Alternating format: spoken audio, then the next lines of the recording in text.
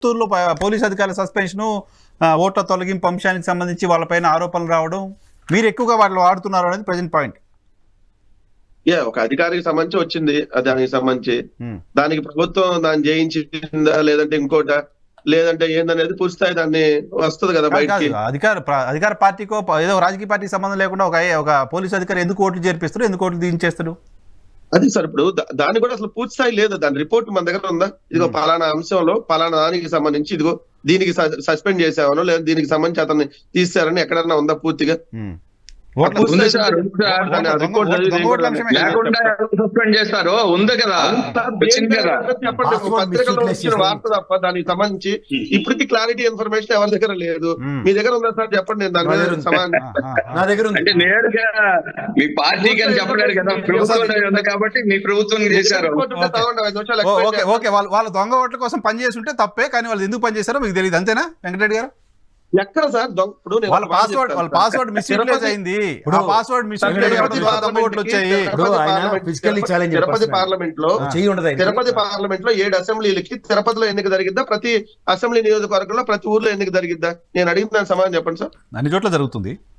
మరి వీళ్ళు ఎక్కడ ఆరోపణ చేసింది? తిరుపతి టౌన్ లో ఆరోపణ చేశారు.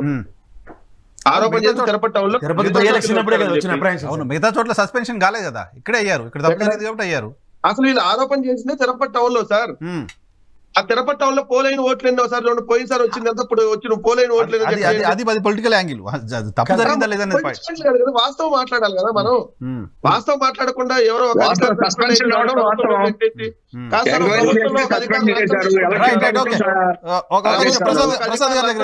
దానికి ప్రభుత్వానికి సంబంధం ఏమంటే ఏం చెబుతాను చెప్పండి సార్.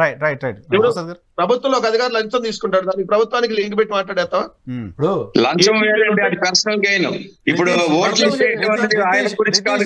రితీష్ రెడ్డి గారికి ప్రమోషన్ ఇచ్చారంట, దాన్ని లంచంగా చూడలేంగా గొడవ. అంటే ఇప్పుడు ప్రమోషన్లు ఎవరికి ఇవ్వకూడదంట? ఎందుకు ఇవ్వకూడదు, కానీ పొలిటికల్ మోటోతో ఇచ్చారని కదా. పొంగనూరులో బాగా పనిచేశారని ఇప్పుడు ఇచ్చారనేది కదా తెలుగుదేశం పార్టీ చేస్తున్న ఆరోపణ.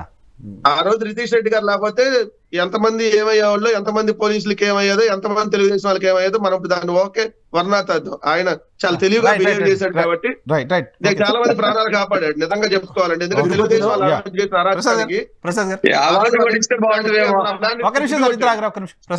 ఇప్పుడు తిరుపతి ఎలక్షన్ లో అవకతవకల మీద చర్య తీసుకోబడింది. ఆయన ఫిజికల్లీ ఛాలెంజ్, ఒక చెయ్యి ఉండదు ఆయనకి, కానీ చాలా మంచి ఆఫీసర్. అన్ఫార్చునేట్ గా ఆయన పాస్వర్డ్ ఉంటుంది, అది మిస్యూటిలైజ్ చేయబడింది. ఆ మిస్యూటిలైజ్ చేసిన దానికి బాధ్యత వహిస్తూ ఆయన సస్పెండ్ చేశారు. పాయింట్ 1. రెండోది ఏంటంటే, ఈ బ్యూరోక్రాట్స్ వ్యవస్థ అంత దరిద్రం ఇంకోటి లేదు. కేంద్ర ప్రభుత్వ ఆధీనంలో ఉన్నప్పుడు ఎలక్షన్స్ అయిపోయిన వెంటనే ఇప్పుడున్న ఐఏఎస్లు ఐపీఎస్లు కట్టకట్టి వేరే రాష్ట్రానికి పంపించి వేరే రాష్ట్రం నుంచి వచ్చి ఇక్కడ ఏమనండి, అలా ప్రతిసారి జరిగితేనే దానికి ఒక సొల్యూషన్ ఉంటుంది.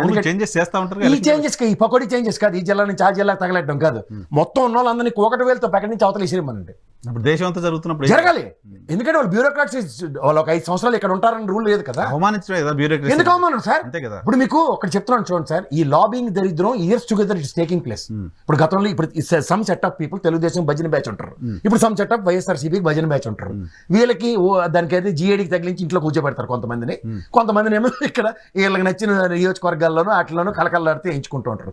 ఈ దరిద్రం అంతటికి ఒకటే ఒక సొల్యూషన్, కొత్త సెటప్. ఈ పక్క తెలంగాణ స్టేట్ లో ఉన్న ఐఏఎస్ ఐపీఎస్ అందరూ తీసుకెళ్లి ఆంధ్రాకి మీరు జనరలైజ్ చేసి మాట్లాడుతున్నారు అందరూ ఇష్యూ. లేకపోతే సొల్యూషన్ ఇష్యూ అది కాదు. వైఎస్ఆర్ కాంగ్రెస్ పార్టీ పోలీసుల్ని ఎన్నికల్లో అక్రమాలు చేయడం కోసం ఉపయోగించుకుంటుందని మళ్ళీ చెప్తున్నాను సార్. రేపు ఇప్పుడు సునీల్ గారు ఉన్నారు కదా, ఎక్కడో దాంకుని ఉన్నాడు, ఏ పోస్ట్ లో ఉన్నాడో ఆవిడకి 3వ కంటికి తెలియదు. రేపు కరెక్ట్ గా ఎలక్షన్ టైంకి ఆయన డీజీపీని చేస్తారు. వీళ్ళు ఎలాగుంటారు తెలుసా, కుర్తుల పాటు ఎలకలా కొట్టుకుంటారు. ఆయనకి అన్యాయం జరిగింది, ఆయన బయట పక్కన కదా ఈ కథ. ఇప్పుడు డీజీపీ చేస్తారు ఆయన ఎలక్షన్ ముందు, ఎందుకంటే ఎలక్షన్ లో షఫ్లింగ్ గ్యారంటీ. చీఫ్ సెక్రటరీని డీజీపీని మార్చి సడన్ గా అవుట్ ఆఫ్ ద బాక్స్ ఆయన వస్తే డేట్ చేస్తారు చెప్పమనండి. ఏమైనా ప్రిపరేషన్ ఉందా? ఎందుకంటే కొన్ని హార్సెస్ ని హైడ్ చేసి పెట్టారు. ఇది నేను ముందే చెప్తున్నాను, కావాలంటే చూసుకోండి జరిగేది ఇది. దీనికి కూడా వెళ్ళారు సొల్యూషన్ లేకుండా. చూసారా, ఇదంతా సెంట్రల్ గవర్నమెంట్ ప్లానింగ్ అంటారు. అంచేత వీళ్ళకి గెలిచారు అనుకోండి, వీళ్ళ మించిన వీరులు లేరు.